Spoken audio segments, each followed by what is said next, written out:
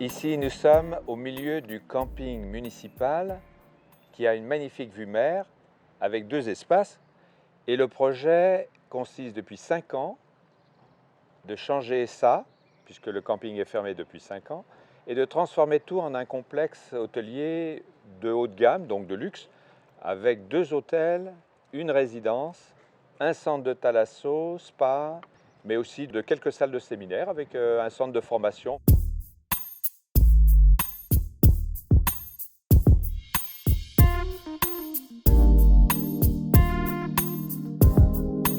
C'est quand même un environnement qui est résidentiel. Si on fait le tour des yeux, on voit qu'il y a plusieurs maisons autour, mais qui accueillent des personnes qui sont soit à la retraite maintenant ou des familles qui viennent les vacances. C'est un lieu pavillonnaire avec des petites maisons vraiment mais à peine un R+1, c'est-à-dire un étage. Donc un bâtiment qui va creuser 3 niveaux en sous-sol, plus 5 niveaux hors sol. On en est dans du combien de mètres Ça va monter au-delà de 14 mètres 50.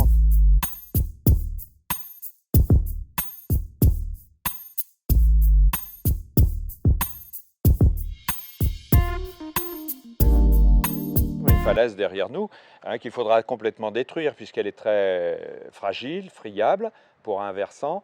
Ici avec du rocher qu'il faudra certainement casser d'après les plans, puisqu'il faut descendre très très bas, et il y a environ 10 mètres. Ce permis de construire qui vient d'être déposé le 28 mai se permet de s'implanter vraiment en bord de falaise et empiétant sur ce qu'on appelle le trait de côte. C'est la définition de la hauteur maximale de la mer, donc dans les grandes marées par exemple. Ce trait de côte est donc défini, on voit même des bornages depuis plusieurs dizaines d'années et même siècles.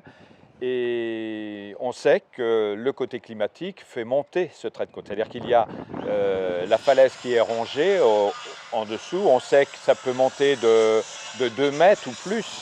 C'est déjà constaté. Et ce trait de côte est donc friable au niveau de la falaise, au niveau de certains accès d'habitation, puisque certains ont des accès directs. Donc on peut constater depuis plusieurs années, on peut prendre des photos. Même la digue de Saint-Malo est touchée par cette montée des eaux. Beaucoup de gens sont très sensibles à cette plage. Moi, j'habite le quartier, j'ai entendu énormément de témoignages me disant mais cette plage, elle est familiale. Elle a l'avantage d'avoir encore une falaise rocheuse, une flore sauvage. On l'aime et on n'a pas envie de lever les yeux et de voir du béton. On a constaté que ces photos par ordinateur ne sont pas conformes. Par exemple, on a remarqué que la très grosse maison qui est derrière, il y en a 2 d'ailleurs, la personne qui habite ici, le projet va dépasser la maison. Celui-ci fait apparaître une terrasse aussi accessible au public sur l'espace de ce toit. Donc ça représente tout de même plus de 14,50 mètres alors que le permis fait apparaître une hauteur plus faible. Ce qu'il faut voir, c'est que pour mettre en place ce projet, la destruction de la falaise nous paraît un point majeur, mais aussi derrière nous, nous avons le blocos, qui fait quand même un blocos de 15 chambres, comme on dit, et qui va être détruit. Et puis non seulement ça, il va y avoir sous cette avenue des Niels sur laquelle nous nous trouvons, un passage souterrain. Donc en fait, quand on passera ici, on sera sur le territoire de cette thalasso, alors que cette plage est publique et qu'aujourd'hui, ce terrain, il était public jusqu'à tout récemment. Oui. Alors il y a dans le projet un autre permis qui est affiché. Le permis d'aménager le domaine maritime consiste à prélever l'eau de mer sur les rochers en face qui s'appelle le Davier. Et ça se trouve à environ 900 mètres de cette côte. Le rejet est prévu au plus près de la côte, de la plage, alors que le prélèvement est prévu au plus loin. Et des services préfectoraux maritimes qui gèrent les strands ont considéré que c'était mieux de faire peut-être l'inverse, de rejeter au plus loin, quitte à prélever peut-être très loin aussi. Mais c'est un problème là aussi de conception du projet. L'endroit où c'est prévu ce rejet et ce pompage est à 600 mètres simplement d'une zone classée Natura 2000, oui, qui est la zone de la Varde. Voilà.